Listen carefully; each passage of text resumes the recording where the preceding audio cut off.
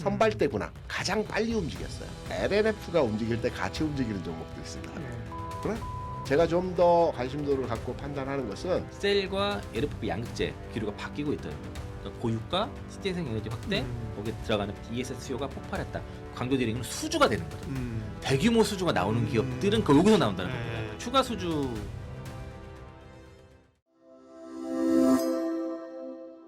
뭐 LNF, 삼성, SDI 그리고 그 어떤 그 ESS 관련 부품 기업들이 네, 뭐 리튬주도 작품 반짝했었고, 뭐 LG 엔솔도 나쁘지 않았습니다.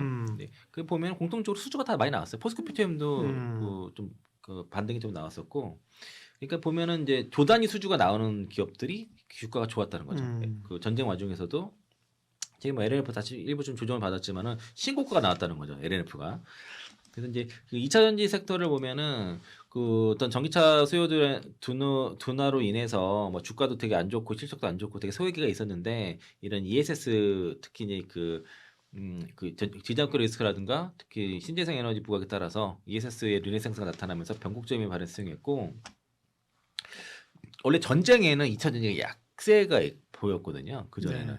그게 이제 그 전쟁 우크라이나 전쟁 때 그 전쟁 때 보면은 유럽에서 전기차 파업이 급감했잖아요. 막 그런 식으로 공급망 이슈도 있고 물류병도 올라가고 하면서 2차 전쟁 보통 안 좋았는데 환율도 튀고. 근데 이번에는 유가가 급등하면서 신재생 에너지가 부상했고, 여기에 이제 ESS 모멘텀도 같이 결합이 됐던 거죠. 미국과 이란의 긴장 고조가 되다 보니까 유가가 튀고, 여기에 대해서 이제 비용 부담에 대한 그 공급망 불안정이 생기면서 뭐 하나 정도에서 그 얘기했거든요. 뭐 태양광은 호르무즈 해협을 건너지 않는다. 뭐 그런 리포트를 내는 실제로 신재생 에너지가 부각한 겁니다. 이런 그 ESS가 신재생과 ESS가 결국에는 주요국의 그 에너지 안보에 굉장히 중요한 이슈가 됐고, 안정적인 공급 인프라 확보에 되게 필수적이 된 거죠. 그러니까 고유가 신재생 에너지 확대, 거기에 들어가는 BESS, 그 ESS 수요가 폭발했다. 요 모멘텀이 발생한 겁니다. 그래서 그 신재생 에너지 관련 종목이랑 ESS 관련 종목들이 상당히 강세가 났다는 것 같더라고요. 그래서 이제 특히 그 ESS 관련해서 셀과 LFP 양극재, LNF, 그리고 이제 또 특이하게 포스코퓨처엠은 흑연 쪽이잖아요. 삼성, SDI, LG에너솔루션, LNF, 포스코퓨처엠이 다 조단위 수주가 나왔었어요. 전부 다. 그래서 이제 그런 특성이 있었고, 그런 기업들이 새롭게 지금 자금이 유입이 됐다는 거죠. 그러면서 급등세가 나타난 거고요. 그런데 오늘은 다 올랐지만 어제는 갑자기 빠졌어요. 어제 하루에는. 그저께까지만 해도 LNF 신고가 흐름을 나타났다가 어제 급락이 나타났는데, 어제는 좀 달랐던 거죠. 그러니까 이제 그 어제는 아까 말씀드린 것처럼 그 경기 침체 우려가 발생한 겁니다. 금리 인하 이슈 때문에. 금리 인하가 결국에는 경기 침체를 그 고용시장을 방어하기 위한 이제 그 선제적 그 보험성 금리 이런 우려가 터지면서, 그러니까 주식이 다 빠진 겁니다. 그동안 신재생 에너지가 상대적으로 강했었는데 매크로 악재 때문에 그러면 투심 낙하되면서 전체적 조정을 받았는데, 이거는 약간 펀디멘탈하고 좀 다른 문제죠. 그러니까 이제 고유가 그리고 신재생 에너지의 부상이라는 구조적 성장과 어떤 경기 침체 우려, 이런 매크로 압박에 어저께 부딪혔던 건데, 근데 그 어떤 신재생 에너지의 구조적 성장성에 이런 매크로 이슈를 이겼는데, 어제는 그 매크로 이슈가 워낙 셌다는 겁니다. 오늘은 이제 그게 약화됐으니까 튀는 거고. 뭐 2차 전지 안에서 제가 강조드리는 건 수주가 되는 거죠. 대규모 수주가 나오는 기업들은 그 여기서 나온다는 겁니다. 그러니까 공통적으로 보면, 그러니까 ESS라는 거를 어떤 공동 카테고리를 봤을 때는 LG에너솔루션, 삼성, SDI, SKO 이 세 개 기업들이 수주가 나왔거든요. 그러니까 이제 보면은 거기에 들어가는 이제 LFP의 배터리, 그리고 거기에 들어가는 소재들, 그리고 이제 음극재 같은 경우는 그 대체 불가능한 그런 이제 소재잖아요. 포스코퓨처밖에 할 수 없으니까 현재로서는 그런 취지고. 그러니까 이제 K 배터리가 최근에 어쨌든 그 이런 업황에 혹한기를 돌파하는 데 있어서 지금 ESS가 그럼 돌파가 좀 된 것이고, 그리고 ESS, LFP 양극재, 음극재 여기가 이제 어쨌든 수주가 났기 때문에, 수주가 있는 쪽에서는 어쨌든 주가가 당연히 올라가는 것이고, 이게 이제 전기차 부진이라든가 업황 혹한기를 돌파하는 상당히 의미 있고 그 강력한 이제 구조적 전환의 신호로 봐야 될 것 같고요. 그러니까 폭발하는 ESS 수요에 따라서 LFP 배터리가 어떤 ESS에 들어가는 표준처럼 작용하면서 거기에 대한 실제 수주가 나오고 있고 LNF 같은 경우에가 삼성 SDI와 그 1조 6천억 수주했었잖아요. 그 물량이 전체 캐파 65% 정도 차지해요 LNF에. 그리고 LG 에너지솔루션도 그 AMPC 그 규정 맞추기 PF 규정 맞추기 위해서 아마 올해까지는 그 중국 거 써도 되는데 내년부터는 중국 거 쓰기 어려울 거예요. 그 비중이 더 낮아져서. 그래서 LNF 거를 아마 쓰려고 하는 것 같고요. 나머지 35%에서 뭐 엔소이라든가 다른 기업들이 LNF가 좀 공급을 하는데 추가 수주가 나올 거로 보여지고 그러면 증설도 필요할 겁니다. 근데 LNF 주장으로는 그 LFP 양극재도 좀 더 규모가 더 된다 그러면은 그 3원계만큼 마진이 나온다라고 좀 주장을 하고 있어요. 그리고 에코프로비엔 같은 경우에는 이제 3원계 중심으로 좀 가고 뭐 미드니켈도 포함이 되지만 그 LFP 양극재 쪽에서 수익성에 대한 의문을 좀 의구심 갖고 있어서 아직은 그쪽으로 가지 않은 것 같고 일단 네. LNF가 중심되고 실제 수주가 대규모 나왔기 때문에 주가가 움직인다라고 좀 볼 수 있겠고요. 그 셀 업체들은 뭐 삼성 SDI, 그 삼성 SDI, LG 에너지솔루션 다 지금 네. 삼성 SDI 같은 경우에는 좀 기존에 이제 그 SBB 1.5에서 그 2.0으로 그 2.0은 이제 그 LFP용이고 NCA 방식으로 1.5를 하고 있는데 투트랙 방식이죠. 이제 그 LFP랑 NCA 두 가지를 같이 하는데 수주가 둘 다 나온다는 거죠. NCA로도 1조 수주했었고 LFP로도 수주를 하고 있고 그래서 이제 그 투트랙 전략을 먹히고 있고 엔솔 같은 경우에는 북미에서만 글로벌 그 캐파가 지금 그 LFP 배터리 양산하는 데가 5군데고 북미에서만 4군데가 있는 상태고 뭐 이거는 최근에 테슬라 그 6조 수주 테슬라께 밝혀졌잖아요. 그래서 이제 수주 쪽에서는 상당히 제일 빠르고 지금 북미에서 50기가와트시, 글로벌에서 6기가와트시에 대한 LFP 배터리 캐파를 바탕으로 해서 가장 빠르게 선제적으로 양산 시스템 구축해서 올해는 이제 그 매출의 절반이 LFP 배터리로 좀 ESS 쪽이 예상이 네. 되고 LG 에너지 그 SK온도 이제 체질 개선이 되고 있습니다. 이번에 2차 ESS 중앙 계약 시장에서 뭐 거의 다 절반 이상 뭐 물량을 따는 것처럼 배터리 3사가 수주가 이쪽이 잘 되고 있는 거고 포스코 퓨처엠은 그 전기차 쪽에서는 좀그 얼텀 셀즈의 판매가 좀 부진해서 거기서 부진하지만 이 음극재 쪽에서는 사실상 그 킹메이커 역할을 하고 있거든요. 거의 이제 그 대체 불가능한 절대적 희소성을 갖고 있어서 그래서 이제 주가를 하방을 잡는 요인인데 투자 관점에서는 포스코 퓨처엠보다는 셀이 더 나은 것 같습니다. 그리고 여기서는 사픽은 삼성 SDI를 좀 보고 있고요. 네. 그 이유가 뭐냐면 그 LG 에너지솔루션이 가장 실적으로 좋아요. 좋은데 문제는 LG 화학이 지분 매각을 해야 되잖아요. 그 지분 매각의 규모라든가 시기가 확정되지 않아서 그러니까 오버행 이슈라는 그런 그게 좀 선입견이 현재 있습니다.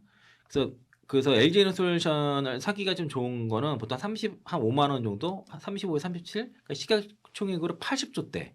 여기서는 샀을 때 잘 안 물려요. 근데 90조 대 넘어가서 사게 되면은 좀 고생을 좀 하다가 수익은 나긴 나도 고생을 좀 하고 100조 이상의 사서는 수익이 잘 안 납니다. 그러니까 이제 80조 대에서 시총 80조 대에서 좀 이렇게 사서 100조 넘어가고 120조에 가까워 되면은 뭐 체크하고 이런 식의 괜찮고요. 최근에 한 3주가 뭐 10% 정도 올랐는데 탄력은 SD가 좋다는 거죠. 네. 그리고 JP모건에서 목표가 상향 리포트도 어제 나와서 어제 유일하게 좀 2차 전지에서 올라간 것도 있고 그래서 이제 그 지금은 그래서 이제 ESS 관련 쪽으로 선별적으로 접근하는 게 좋다. 그러니까 지정학적 리스크를 국박하는 게 바로 이제 그 재생에너지와 ESS 조합에 대한 기대감이 크고 아까 제가 있잖아요. 그 하나증권에서 리포트를 태양열은 호르무즈를 건너지 않는다는 것 나올 정도로 네. 그런 이벤트가 있는 것이고 그리고 지금 마가에서도 드디어 태양광이라든가 이런 그 ESS 이런 쪽에 우호적으로 좀 기류가 바뀌고 있다는 거죠. 그리고 그래서 이제 ESS 쪽에서는 그러면 이제 LG 에너지솔루션, 삼성 SDI 이런 셀메이커 업체들은 다 괜찮을 것 같다. 그리고 엔솔 같은 경우에는 시가총액 9조 밑에 사는 게 안전하다. 정도고요. 네. 예, 소재 쪽에 LNF가 탑픽이 음. 맞습니다. 그 LNF 지금 신고가 갔다가 지금 조정 나왔거든요. 네. 그 조정 구간에서는 좀 해볼 수 있겠다. 그리고 그게 이제 기관들이 그렇게 지금 약간 좀 소위 말해서 그쪽으로 좀 밀고 있어가지고 아마 그쪽 수급도 LNF라든가 삼성 SDI 이 정도에서 좀 좀 뭐랄까 투자 관점보다도 좀 트레이딩 관점에서 접근이 괜찮을 것 같습니다. 여기서 2차전지 태생적으로 2차전지의 종목 간 움직임을 한번 과거 사례로 들여다보게 되면 LNF가 20년 이후의 주가 상황에 대한 흐름을 뭐 오래 투자하셨던 분들 잘 아실 겁니다. 가장 빨리 움직였어요. 그러니까 나머지 뭐 에코프로 관련주들은 23년도에 주가의 탄성을 보여주면서 강하게 치고 올라갔고요. LNF는 21년도부터 주가가 올라가기 시작했습니다. LNF는 10,000원이었는데 옛날에. 네, 먼저 올라갔습니다. LNF가 움직일 때 같이 움직이는 종목도 있습니다. 네. 대전자재로나 하이드리티움 이 종목들이 본 종목 전 단계에서 리허설 과정에서 주가가 강한 종목들이거든요. 그러면 앞서 말씀해 주신 것처럼 LNF도 굉장히 지금 시장에서 관심도가 높은 종목입니다. 네. 탄성을 보여주면서 올라가고 있기 때문에 첫 번째 LNF가 왜 강한가를 말씀드리면 앞서 설명해 주신 것처럼 수주 관련 모멘텀이 있습니다. 예. SDI에서 수주를 했다. 이건 일반적 내용입니다. 두 번째 주가가 먼저 움직인다. 습성적으로 2차전지 업종 내에서 먼저 선발대격으로 주가가 움직이는 과거 흐름에서의 내용을 보여줬기 때문에 지금 움직이고 있는 거다. 그러면 어디까지 움직일지에 대한 판단으로 접근을 해 봐야 되겠죠. LNF가 특이하게 강한 거냐? 그것도 아닙니다. 왜냐하면 저희가 이제 앞서 잠깐 그 에코프로 말씀을 우리가 가격에 대한 편차를 설명드렸지 않습니까? 대략 한 4, 5만 원에서 19만 원까지 한 4배 상승했죠. 다른 뭐 소재주들도 3.5배, 많게는 한 4배가 올라간 종목들이 많이 있어요. 좀 약한 종목들도 있겠지만 대표적으로 LNF의 주가 수준을 보게 되면 33만 원의 고점이었고요. 쭉 내려와서 에코프로와 비슷하게 4만 5천 원에 저점주 갔습니다.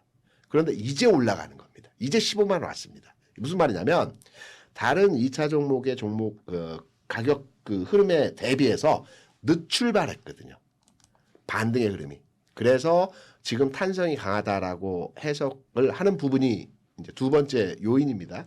제가 좀 더 관심도를 갖고 판단하는 것은 과거의 주가 상황에서 LNF가 먼저 움직이고 그 다음에 나머지 2차 종목들이 따라가는 형태의 시장에서의 모습들을 많이 보여줬다는 측면을 보게 되면 LNF만 딱 단정지어서 투자 관심 종목으로 이 종목에 대한 선택적 접근을 하는 것보다는 LNF가 먼저 움직이면 나머지 종목들이 후행적으로 따라가는 형태의 2차전지의 전체적인 업종 간 특성을 많이 보여줬기 때문에 이거는 시그널이다. 선발대구나.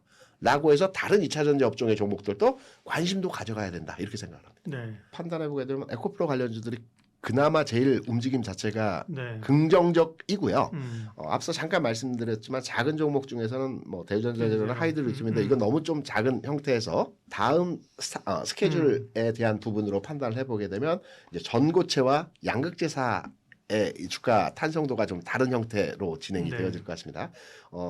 전고체라고 하면 당연히 앞으로 미래 흐름에 대한 주도성 성격을 가지고 있다라고 저는 개인적으로 판단하거든요. 그래서 삼성 SDI나 이스페셜티 같은 종목들은 최근 좀 눌려져 있지만 충분히 가능성이 있다라고 판단되고요.